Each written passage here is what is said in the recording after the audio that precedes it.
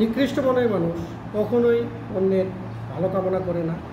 সেই সাথে সমাজ, রাষ্ট্র এবং পরিবারের জন্য নিকৃষ্ট মনের মানুষগুলো খুবই ক্ষতিকর। তো আমরা কীভাবে বুঝবো আমাদের আশেপাশে নিকৃষ্ট মানুষ আছে?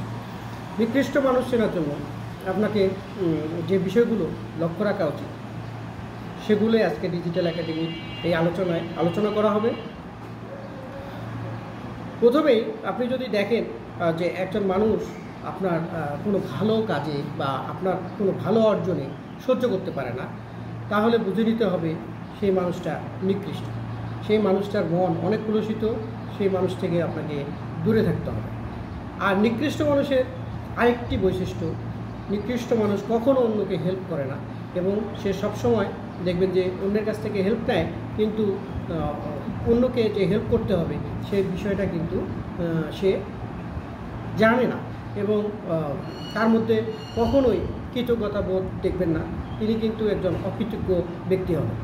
তো নিকৃষ্ট মনের মানুষগুলো কখনোই দেখবেন যে আপনার মতামতে কোনো গুরুত্ব দেবে না, প্রাধান্য দেবে না এবং আপনাকে সবসময় তুচ্ছ তাচ্ছিল্য করবে এবং আপনাকে হেয় করে আপনার জীবনকে একটা একটা নষ্ট পথের দিকে ঠেলে দেবে। এরপর একজন নিকৃষ্ট মানুষ কখনোই প্রকৃতি বা ধরেন যে গান, ফুল, এই জিনিসগুলো কিন্তু পছন্দ করবে না। নিকৃষ্ট মনের মানুষগুলো এই প্রকৃতির সান্নিধ্য, এই গান শোনা বা ধরেন যে ফুল বাগানের চর্চা করা, এই বিষয়গুলো কিন্তু তাদের মধ্যে দেখা যায় না। তারা কিন্তু তাদের যে নিজেদের স্বার্থ গোছাতেই তারা কিন্তু ব্যস্ত।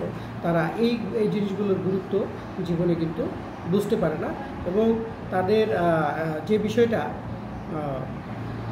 আরও মারাত্মক হয়, তারা কিন্তু দিনকে দিন অনেক ভায়োলেন্স টাইপের হয়ে থাকে। তারা এতটা হিংস্র হয় যে তাদের হিংস্রতার কারণে মানুষের জীবন কিন্তু ওষ্ঠাগত হয় এবং মানুষের জীবন আর সামনে এগোতে পারে না। অনেকের জীবন দেখা যায় যে তাদের হিংস্রতার কারণে থেমেও যেতে পারে। তো এজন্য আপনি যদি দেখেন যে কারোর মধ্যে এই বৈশিষ্ট্যগুলো আছে, তাহলে বুঝতে হবে সেই মানুষটা কিন্তু খুবই হিংস্র এবং তাকে যদি আপনার কাছের কোনো মানুষ হয়ে থাকে তাহলে তাকে ভালো করার জন্য আপনি চেষ্টা করবেন, আপনি তার সাথে খোলামেলা আলোচনা করার চেষ্টা করবেন। তাহলে কিন্তু আপনার সেই নিকৃষ্ট মানুষটা একদিন হয়তো ভালো হতে পারে, কিন্তু তারপরও আপনি তার কাছ থেকে অবশ্যই দূরে থাকার চেষ্টা করবেন।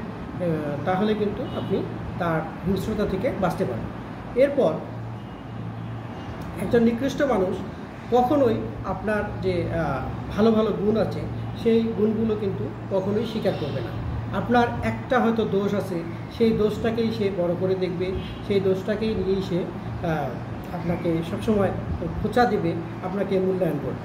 তো একজন নিকৃষ্ট মানুষ কখনোই আপনার জন্য কল্যাণকর কোনো চিন্তা করবে না, এই জিনিসটা আপনি ধরে নেন। কিন্তু যদি আপনাকে নিয়ে কারো কোনো পরিকল্পনা থাকে, কারো কোনো ভালো চিন্তা থাকে, তাহলে বুঝতে হবে সেই মানুষটা কিন্তু আপনার জন্য অনেক কল্যাণকর এবং একজন ভালো মানুষ। আরেকটা বিষয়, নিকৃষ্ট মানুষ চেনার জন্য আপনি দেখবেন, আমরা অনেক সময় দেখি যে শিশুদেরকে ভালোবাসার ক্ষেত্রে ভালো মানুষরা এগিয়ে থাকে। ভালো মানুষদের কাছে শিশুরা যেতে চায় এবং তাদের সাথে কথা বলতে চায়, তাদের সাথে মিশতে চায়। কিন্তু যখনই কোনো মানুষ শিশুদের সাথে মিশতে চাবে না, তাহলে বুঝে নিতে হবে যে সেই মানুষটা একজন নিকৃষ্ট মনের মানুষ। সেই মানুষটা পরিবার, সমাজের জন্য ক্ষতিকর। এরপর যে নিকৃষ্ট মানুষ কখনোই কিন্তু অন্যের ভালো সহ্য করতে পারে না। নিকৃষ্ট মানুষের মধ্যে অন্যের ভালো চিন্তা কখনো আসে না। তো এই যে গুণগুলো, এই গুণগুলো যদি আপনি কোনো মানুষের মধ্যে দেখেন, তাহলে কিন্তু আপনি বুঝে নেবেন সেই মানুষটা একজন নিকৃষ্ট মানুষ এবং সেই নিকৃষ্ট মানুষ থেকে আপনাকে দূরে সরে আসতে হবে এবং আপনার জীবনকে একটা নতুন আবরণে মোড়াতে হবে এবং আপনার পরিবেশে যারা ভালো মানুষ আছে তাদেরকে টেনে নিয়ে এসে আপনার পাশে বসাতে হবে। তো ধন্যবাদ সবাইকে। আজকের আলোচনা আশা করি সবার কল্যাণে আসবে। আপনাদের কল্যাণে আমাদের এই আলোচনা আসলেই আমরা খুশি।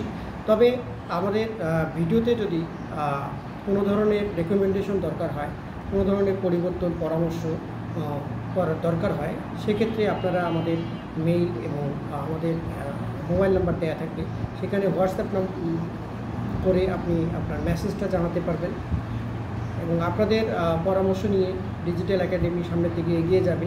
এই কামনায় আজকের মতো শেষ করছি। ধন্যবাদ সবাইকে।